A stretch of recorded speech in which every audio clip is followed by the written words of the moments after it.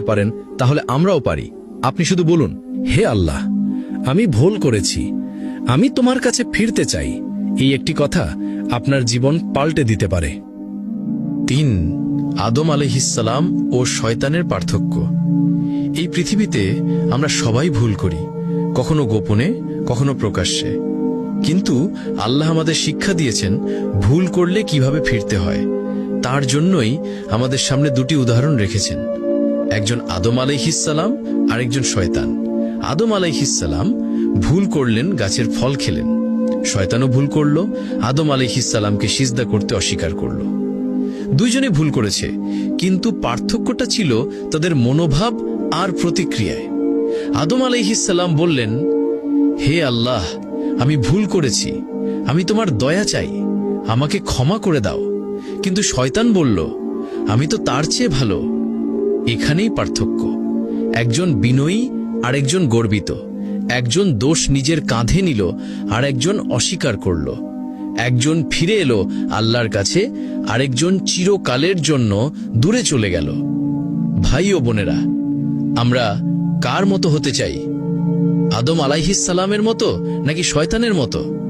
যখনই আমাদের দ্বারা গুনাহ হয়ে যাবে, তখনই আমরা এই দোয়াটি বেশি বেশি করতে পারি, হে আল্লাহ, আমি ভুল করেছি, কিন্তু আমি তোমারই বান্দা, আমাকে মাফ করে দাও।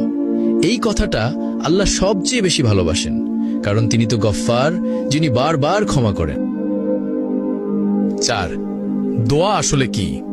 আমরা অনেক সময় দোয়াকে ভুলভাবে বুঝি। অনেকে ভাবে দোয়া মানেই আল্লাহর কাছে কিছু চাওয়া।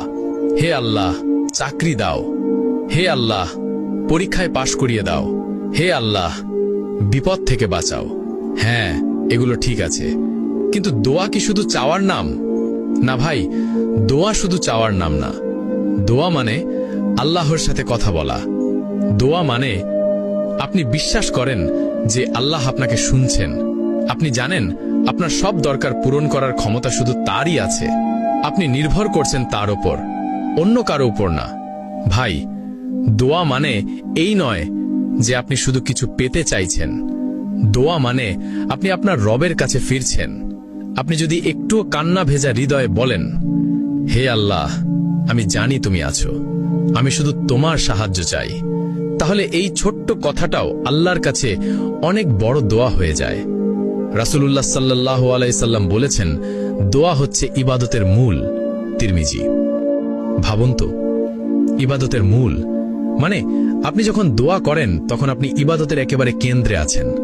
আর দোয়া করতে আরবি জানার দরকার নেই।